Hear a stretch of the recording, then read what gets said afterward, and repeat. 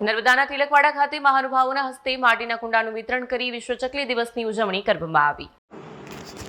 આજે 20 માર્ચના રોજ સમગ્ર ગુજરાતમાં વિશ્વ ચકલી દિવસની ઉજવણી કરવામાં આવી રહી છે। ત્યારે નર્મદા જિલ્લાના તિલકવાડા ખાતે ગામના આગેવાનો અને મહાનુભાવોની ઉપસ્થિતિમાં પ્રજાજનોને માટીના કુંડા અને કૃત્રિમ પક્ષીમાળાનું વિતરણ કરવામાં આવ્યું અને દરેક વ્યક્તિ ઘરની બહાર માટીના કુંડા બાંધી તેમાં પાણી ભરી પક્ષીઓને બચાવવા અને પર્યાવરણનું જતન કરવા માટે સંદેશ પાઠવવામાં આવ્યો।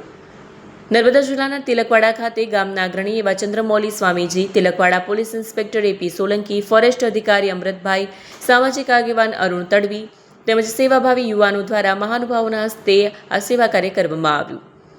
આજનો દિવસ એક વિશેષ દિવસ છે, આપણા પર્યાવરણ માટે અને સૌથી મહત્ત્વનો દિવસ ગણવામાં આવે છે, કારણ કે આજે વિશ્વ ચકલી દિવસ છે। આ પ્રસંગે અહીં નર્મદા મંદિરના પ્રાંગણમાં પીએસઆઈ સાહેબ, ડીવાયએસપી સાહેબ આવ્યા છે ગાંધીનગરથી અને બીજા અધિકારી પોલીસ વિભાગમાંથી અને ગ્રામજનો આવ્યા છે। એ બધાની વચ્ચે આજે અહીં આગળ ચકલીઓ માટે કુંડાનું જલ ભરીને પાણી ભરીને મૂકવાનું, તો એ લોકોને પાણી મળી રહે એટલા માટેનું વિતરણ કરવામાં આવ્યું છે। ચાઇનામાં વર્ષો પહેલાં એવું થયેલું કે બહુ જ બધી ચકલીઓ થઈ ગઈ, તો લોકોને એવું લાગ્યું કે આ તો પાક બધો નષ્ટ કરી નાખશે। તો ચાઇનાની ગવર્મેન્ટે એવો નિયમ કર્યો કે જે એક ચકલી મારીને લાવશે એને અડધો યુઆન આપવામાં આવશે।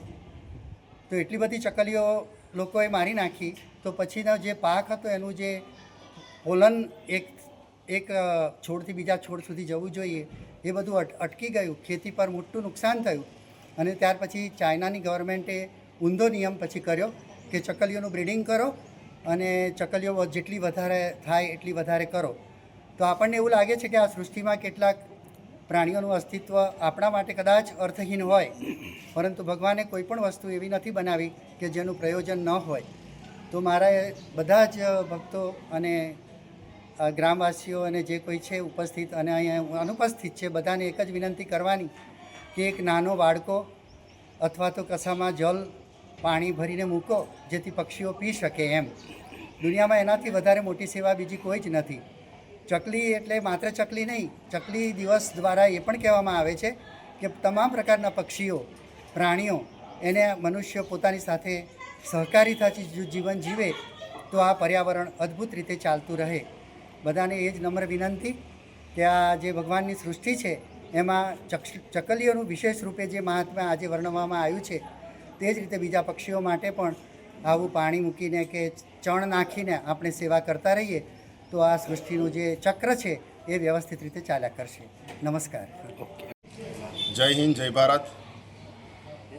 આજ રોજ ચકલી દિવસની તમામ સમાજને શુભકામનાઓ તેમજ એક અનેરો સંદેશ જેવી રીતે આપણને આપણા સંત એવા સ્વામીજીએ આપ્યો છે, એ જ માર્ગદર્શન હેઠળ હું ગ્રામજનો તેમજ દરેક જિલ્લાઓ રાજ્યોમાં જેમ ગરમીનું પ્રમાણ વધતું જાય છે, અતિવૃષ્ટિની નજીક આવી રહ્યા છે, પ્રાણીઓ લુપ્ત થઈ રહ્યા છે, પક્ષીઓ લુપ્ત થઈ રહ્યા છે, ત્યારે તેમના બચાવ માટે એક અનેરો સંદેશ એક ચકલીના રૂપે આપ સૌને આપવા માંગીએ છીએ કે આવનારા સમયમાં દરેક વ્યક્તિઓ નાના નાના પક્ષીઓ, જાનવરો અને દરેકની કાળજી લે અને અનેરો સંદેશ પહોંચાડે કે સેવા સર્વોપરી છે।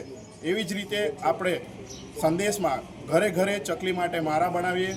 એના પાણી માટે અત્યારે જે મહિનો ચાલે છે એ ખૂબ ગરમીનો મહિનો છે, ચૈત્ર માસ પૂજાનો બી મહિમા છે અને ગરમીનો મહિમા પણ છે, પણ ત્યારે પ્રાણીઓ અને પક્ષીઓ માટે રહેઠાણ માટે જે ગરમીમાં ઘણો બધી તકલીફો પડે છે, એની માટે આ એક ફોરેસ્ટ અધિકારી દ્વારા તેમજ ગામના સંત દ્વારા ખૂબ અનેરો સંદેશ પહોંચાડ્યો છું અને અમે પણ ગ્રામજનો દ્વારા ઘરે ઘરે કુંડા વિતરણ કરી અને એક અનેરો સંદેશ પહોંચાડે છે। જય હિન્દ, જય ભારત।